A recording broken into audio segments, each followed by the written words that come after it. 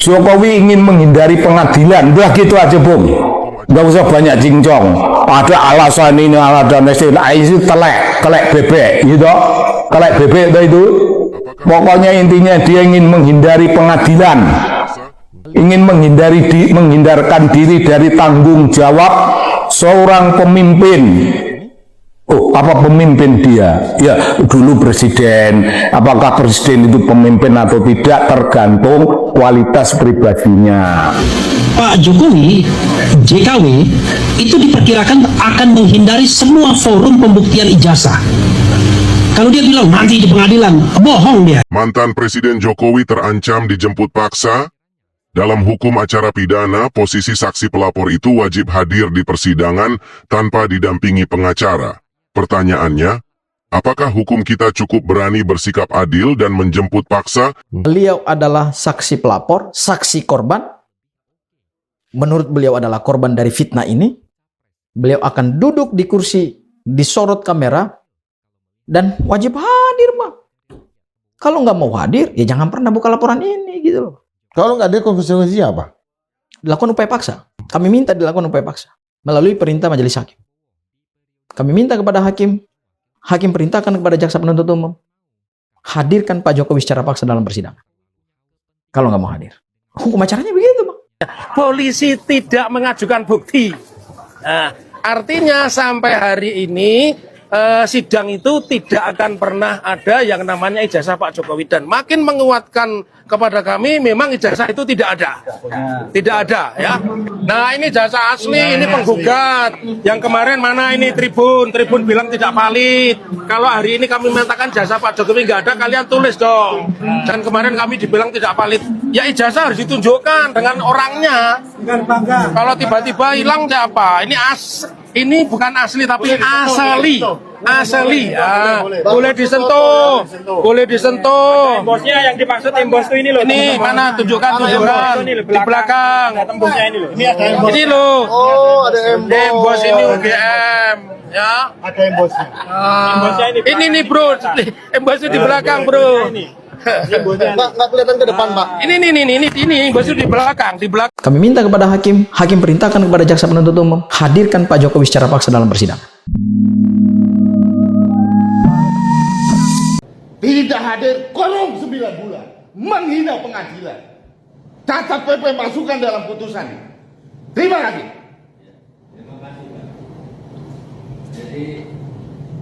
Saya termasuk salah satu peserta gelar perkara khusus yang kemudian maju ke depan, Bang, maju ke depan. Karena itu kan melalui satu proses perdebatan yang sengit itu, Bang. Ya. Saya menyaksikan bagaimana detik-detik momen itu terjadi. Dipotong dari kertas segelnya, begitu dibuka, itu kan disimpan di hard case ya, Bang. Di sisi kiri ada ijazah SMA dan di sisi kanan ada ijazah sarjana. Saya pelototin tuh, Bang. Wah, ini ternyata ijazah analognya Pak Joko Widodo ya. Kami yang ada dalam ruangan itu mungkin adalah warga negara Indonesia yang beruntung ya. Bisa melihat ijazah analog Pak Joko Widodo. Seperti orang belum sampai hari ini belum pernah melihat teks Super Semar yang masih misterius itu. Saya udah tanya sama Mas Roy. Mas Roy, mau berdamai dengan Pak Joko Widodo? Oh enggak, saya nggak mau damai sama Pak Joko Widodo. Kenapa Mas Roy nggak mau damai sama Pak Joko Widodo? Karena saya yakin ijazah itu palsu. Ini kasusnya kasus besar, Bang. Ini bukan kasus kecil. Memang hanya selembar kertas. Tapi ini kan punya nilai sejarah gitu loh, Bang. Ini ijazah presiden yang pernah dia pakai untuk mendapatkan jabatan itu gitu. Oleh karena itu, semua sumber daya terbaik di bangsa ini kan harus dipakai gitu loh. Kalau memang ijazah itu asli, saya kira tidak perlu ada ketakutan. Buat apa Pak Jokowi takut atau khawatir? Buat apa Polri tidak memberikan akses? Di dalam sejarah Republik Indonesia, ada seorang presiden dihadirkan dalam persidangan karena ijazahnya dipertanyakan orang. Kalau nggak ada konsekuensi apa? Dilakukan upaya paksa. Kami minta kepada hakim perintahkan kepada jaksa penuntut umum, hadirkan Pak Jokowi secara paksa dalam persidangan. Kau yang tidak pernah datang sekalipun sejak kami gugat. Kau yang tidak pernah tunjukkan batang hidungnya pun sekalipun sejak kami gugat. Jadi kalian jangan memaksa kami taat hukum, sementara kalian sendiri tidak pernah menghargai pengadilan, tidak pernah menghormati hukum, tidak pernah datang ke pengadilan. Purnawirawan TNI datang penggugat. Kau yang tidak pernah datang, kau yang tidak pernah hadir, kau yang tidak taat hukum, kau yang tidak beretikat baik. kalian semua beritikat jahat terhadap Republik ini. Saya ingin tegaskan sekali lagi kepada Puan, Antoni Salim, Jokowi, Erlangga. Saya katakan kepada kalian semua, kami sudah siap bertarung pada materi pokok perkara. Sudah banyak buktinya. Bukti pertama apa? Arsin, Kadeskot, dan Sekdesnya sudah masuk penjara. 2 penerima kuasa hukum juga sudah masuk penjara. Makanya saya ingatkan, jangan dekat-dekat dengan oligarki perampas tanah rakyat nih. Kalian bisa ditumpangkan seperti Arsin dan juga kuasa. Kalian jangan mau. Jangan makan duit haram dari Aguan. Aguan dapat duit dengan merampas tanah rakyat. Ojo lapis bumi akan menghimpit kalian. Siapapun yang makan tanah rakyat Banten. Tanah rakyat Banten itu punya tuah. Siapa yang berani berbuat zalim kepada tanah Banten, maka kalian akan siap menerima tuah. Kalian bisa lepas dari peradilan dunia, tapi sekali-kali kalian tidak akan pernah lepas dari peradilan Allah Subhanahu wa Ta'ala. Kalian pasti di dunia juga kezaliman kalian akan dibalas. Makanya kita akan menunggu dari Bareskrim Mabes Polri untuk meningkatkan kasus ini. Jangan hanya Arsin, Sekdes, kemudian SP dan Chandra saja yang ditetapkan tersangka yang dan ditahan. Ya kan? Aguan, semua yang terlibat, termasuk yang menerima manfaat dari barang curian tanah yang dirampas dari rakyat, ini juga harus dilibas, harus ditangkap. Sederhana saja, sederhana. Kasus pencurian motor dengan modus memalsukan BPKB dan STNK, itu yang ditangkap bukan yang maling dan yang memalsukan BPKB, yang memasukkan STNK enggak, tapi juga yang penadah motor curian ini juga ditangkap. Hari ini sertifikat itu siapa yang nadah? Terbukti Agung Sedayu. 263 SKGB itu diakui punya anak usaha Agung Sedayu. Mereka yang ngomong, BPN juga udah ngomong, Menteri ATR juga ngomong. Itu punya Aguan, punya Agung Sedayu.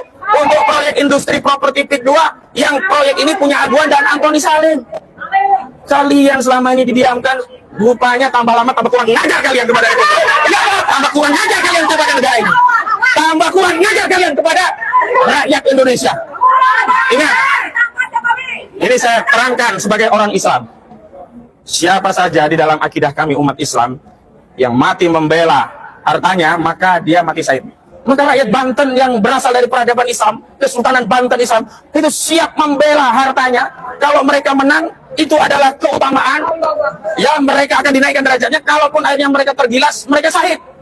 Jadi ingat, jangan sekali-sekali bermain-main. Memang harus polisi yang manggil Aguan dan Antoni Salim ini, baru dia datang. Kalau salah pengadilan, dia dilepeh, diabaikan. Tapi sekali lagi, polisi pun hari ini kita lihat kok sikapnya begitu.